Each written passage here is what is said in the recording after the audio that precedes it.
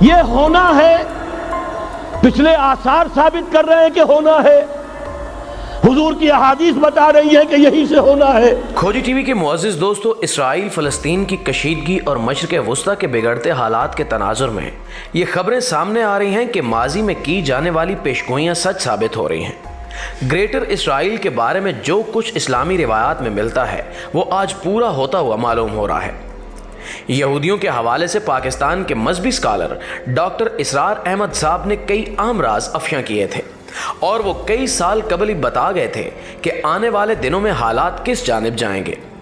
وہ اکثر گریٹر اسرائیل کی تعمیر کے حوالے سے احادیث کا ذکر بھی کرتے تھے جو یقینی طور پر سچ ثابت ہوں گی۔ ڈاکٹر اسرار احمد نے یہ بھی دنیا کو بتایا تھا کہ گریٹر اسرائیل میں فلسطین اور عرب ریاستوں کے بعد کون کون سے ممالک شامل ہوں گے۔ سوال یہ ہے کہ کیا موجودہ جنگ گریٹر اسرائیل کی تکمیل کی جانب باضابطہ طور پر پہلا قدم ہے، اور کیا فلسطینیوں کے بعد اگلا نمبر کسی اور ملک کا ہوگا؟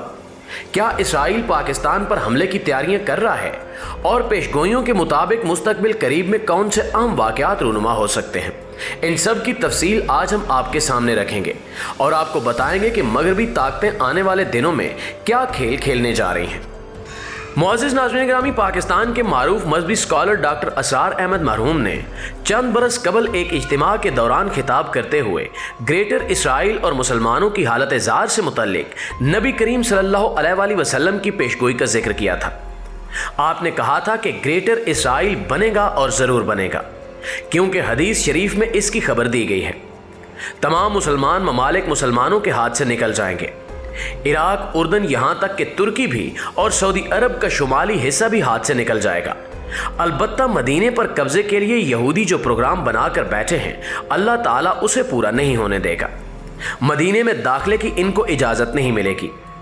ڈاکٹر اسرار احمد نے کئی سال قبل دنیا کو بتلا دیا تھا کہ یہ سب کچھ ہونے والا ہے، اور وہ وقت بھی آنے والا ہے جب حضور اکرم صلی اللہ علیہ وآلہ وسلم کی حدیث مبارکہ کے مطابق ایک شخص کے اگر 1000 بیٹے ہوں گے تو 999 ختم ہو جائیں گے اور ایک بچے گا۔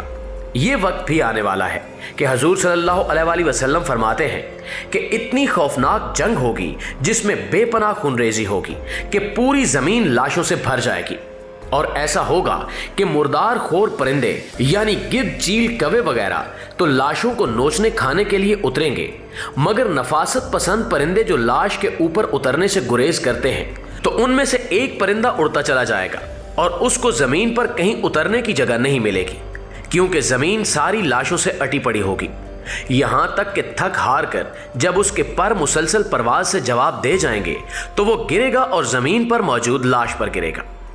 ناظرین گرامی، ڈاکٹر اسرار احمد کہتے ہیں کہ میرے نزدیک اس کام کے لیے اس ملعون قوم کو، جو کہ حضرت عیسیٰ علیہ السلام کے دور سے ملعون ہو چکی ہے، کو باقی رکھا گیا ہے۔ اس کو موقع دیا گیا اور اس نے اسرائیل بنا لیا۔ تقریباً 2000 سال بعد یہودی اس سرزمین پر دوبارہ آباد ہوئے ہیں جہاں سے ذلیل و رسوا ہو کر نکالے گئے تھے۔ سوال یہ ہے کہ یہ سارا کچھ کیوں ہو رہا ہے؟ اللہ تعالیٰ نے اس قوم کو استثناء کیوں دیا؟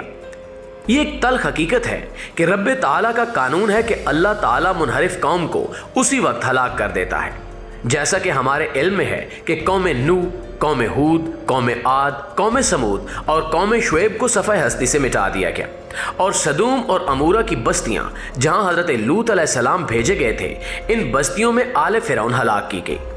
اس سارے معاملے کو درمیان سے ایک وقفہ دے دیا گیا ہے۔ حضرت عیسیٰ علیہ السلام کو اٹھا لیا گیا، اور یہ بھی تسلیم کیا جاتا ہے کہ حضرت عیسیٰ علیہ السلام دوبارہ دنیا میں تشریف لائیں گے۔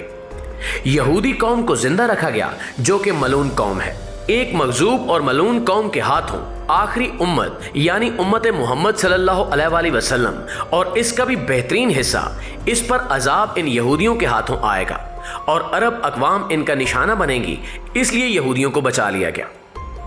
ناظرین گرامی، اس بارے میں حضور اکرم صلی اللہ علیہ وآلہ وسلم کی حدیث مبارکہ ہے کہ عربوں کے لیے بہت بڑی ہلاکت ہے، اور آج ہماری نظر میں آ رہا ہے کہ ملعون اور مغضوب قوم یعنی یہودی ان کے سینے میں خنجر کی طرح گھونپی گئی ہے، اور 30 کروڑ کے قریب عرب بے حمیتی، بے غیرتی، بزدلی، کمزوری، ذلت اور مسکنت کی مثال بنے ہوئے ہیں۔ کیا ان ممالک میں کوئی اسرائیل کے خلاف بول سکتا ہے؟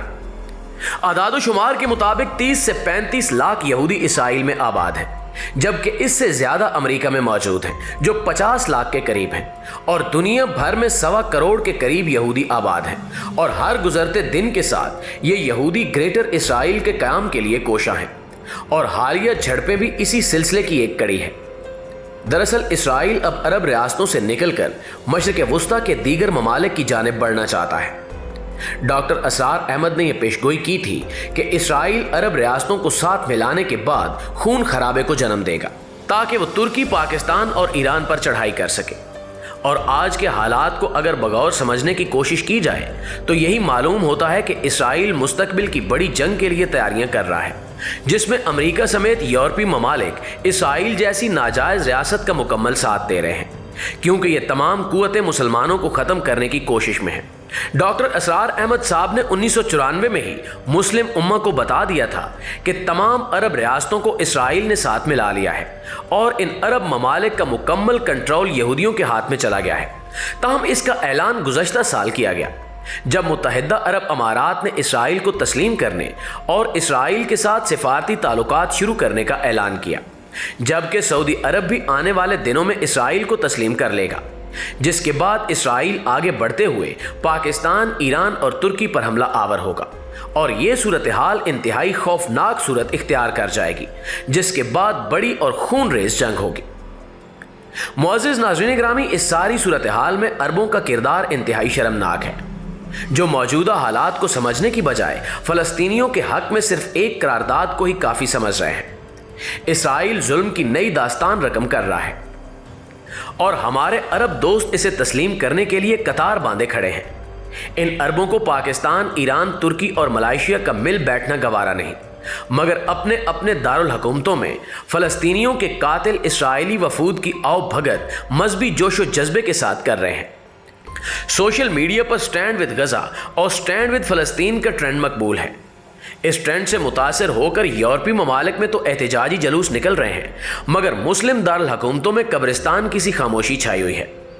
फ़लस्तीनी शहादतों का नजराना पेश करके गासिब इसराइल को ललकार रहे हैं और उम्मत मुस्लिमा की गैरत को जोश दिला रहे हैं। 57 मुस्लिम ममालिक को अपनी बारी का इंतज़ार करने की बजाय पूरे कद से खड़े होने की दावत दे रहे हैं, मगर इनमें से बेशतर इसराइल के रूबरू सरबसजूद हैं। फ़लस्तीन और कश्मीर इस वक्त इसराइल और भारत के रहमो करम पर हैं और अमेरिका और यूरोप इन दोनों शरपसंद ममालिक का सरपरस्त बना बैठा है। दूसरी जानिब ऐसी सूरत हाल में मुसलमानों के लिए हुक्म खुदाबंदी है कि ए ईमान वालों, तुम्हें क्या हुआ जब तुम्हें कहा जाता है कि अल्लाह की राह में कूच यानी जिहाद करो तो ज़मीन पर गिर जाते हो। क्या तुम आखिरत को छोड़कर दुनिया की ज़िंदगी पर खुश हो गए हो?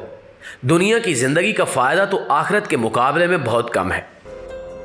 मुअज़्ज़िज़ दोस्तों, मौजूदा सूरत हाल पर हमें हर तरह से फ़लस्तीनी मुस्लिम बिरादरी की मदद करनी चाहिए ताकि इसराइल की नाजायज़ रियासत को ख़त्म किया जा सके, क्योंकि ग्रेटर इसराइल का ख्वाब देखने वाला इसराइल आने वाले दिनों में पाकिस्तान पर भी हमला कर सकता है।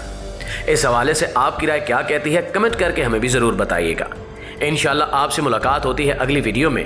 तब तक अपना ख्याल रखिएगा। अल्लाह निगहबान।